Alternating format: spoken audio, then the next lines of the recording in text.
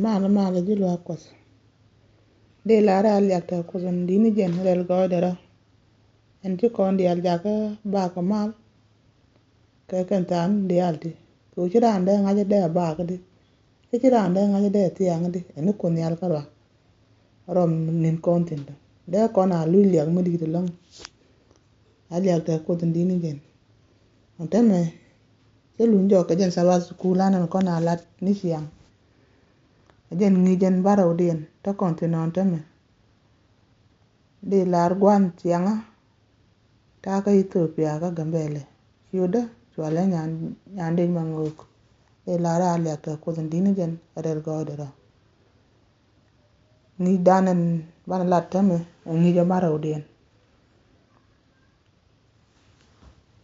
bana tek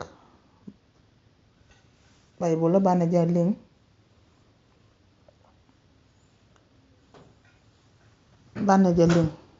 e kono la to su ko kon bos kamal re jong tin ci do jok ca kon twap jogan do dien ko bana ngi jeme bana lingtin ngi jeme ce tane tane to so ke lew karo indeed pal reirol mitaka kor pal reirol mitaka kor mi morita ga bana lingu bidan bana je chuling dundo ko ana goni siang kwera kos kene chunga ka bati diali ti madye ko ana gori siang kwera kos kene chunga ka bati diali ti madye bana yuje ka medji yu ko bakel awaga jende wude diok da kon pal jen merel go da kun ngwan chung ko sporo man dini jen gwa dinda aga luni am bitama nyoko del go da ten ke gwa dina ka gat ku dial wi mon ke lew ko rwani kuti ka wore luni ko gwa dina ko ju gwa du sakta ma ko dan gwa bagarum gaji ten ke lo ko gwa dina ko bi gis ko bi galep ke liang rwani ko bi loy ko gwa dina bi galep ko dan dini jen ten ke lo ko jan ta ma ga chudu chu ko mi di amen da kon la ra lek te kos dini jen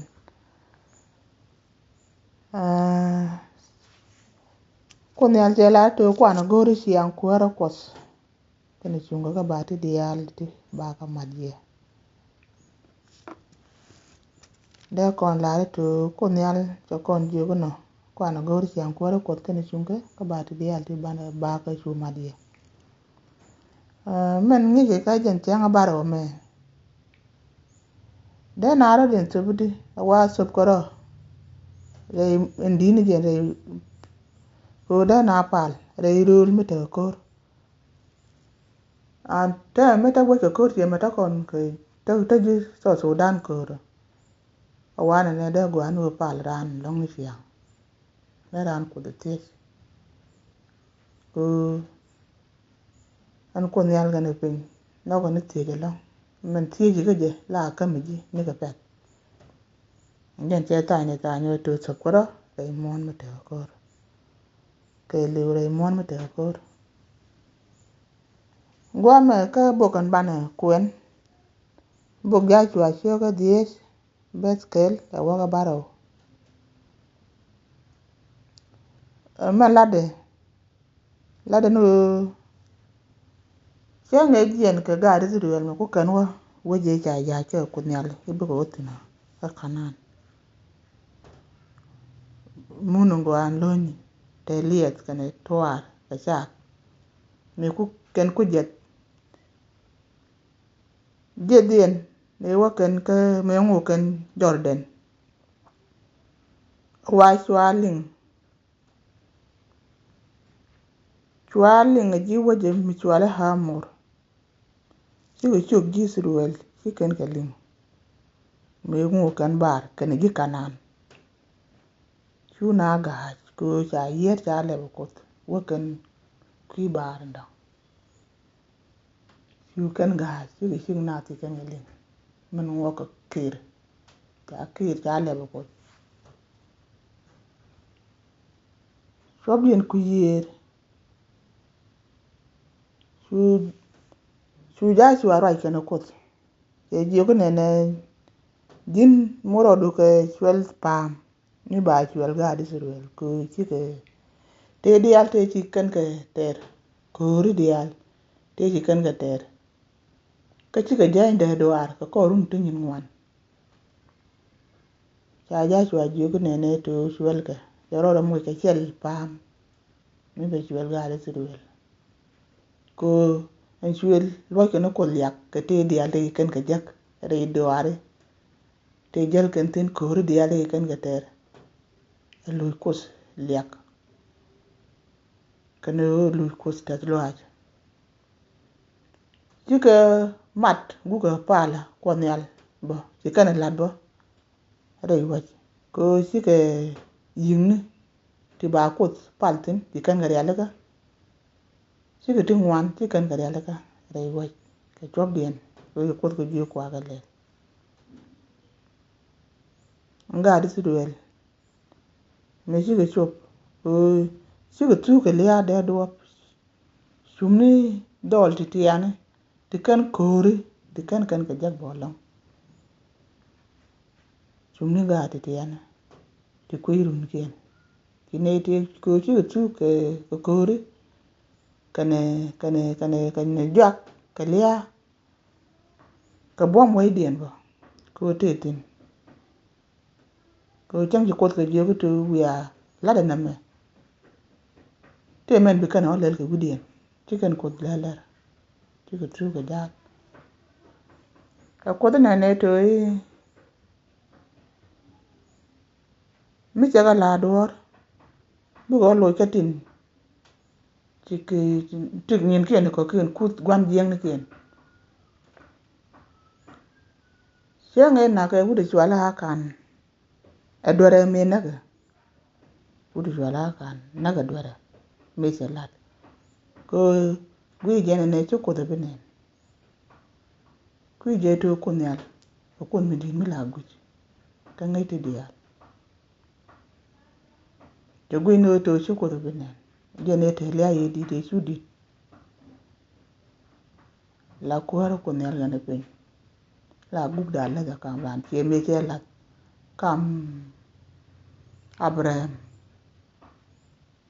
te jogo ne to bi kwai go bi chen ke liet bar ka bi ka chen ka kweli ya je chero de ya ke ka Abraham ya kon ba teme ko ni ara ro ya ka kon ba yi chu liu ku dan ko na iti de kon kam yi chu de liu ku du ri kon de kon la ri to al yak te ko zin din gen are go de ro la ti dia de ala ka gen bong to ko kien de kon je ko ngani zurel che ko wero bas bakel ke ji ko ni che ko die bas baro ke nyok le no ngoni che ko badak awa ka wel kel ke bru che ko bangwan da wel kel kan bong no kon kan tan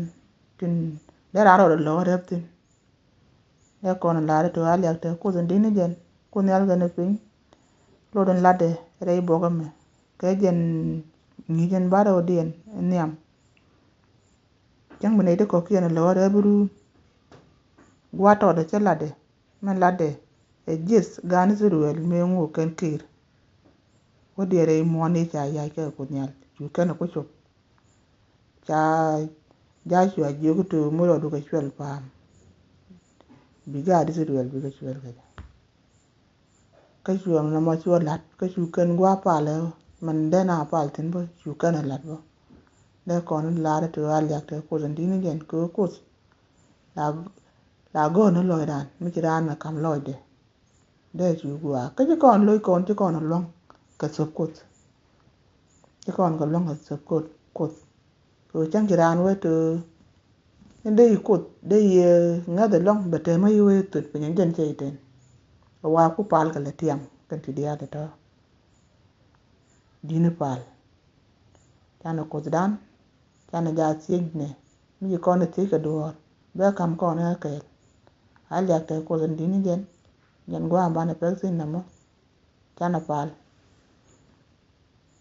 ajen merel go da kun mu gwan chung ne wa dinda ke lu niam lu tama ka jan sa tama ka wa din bite ke lo ko wa ande yalla ngaro din ke ji ke jodu chu kwar mu di amin ko chora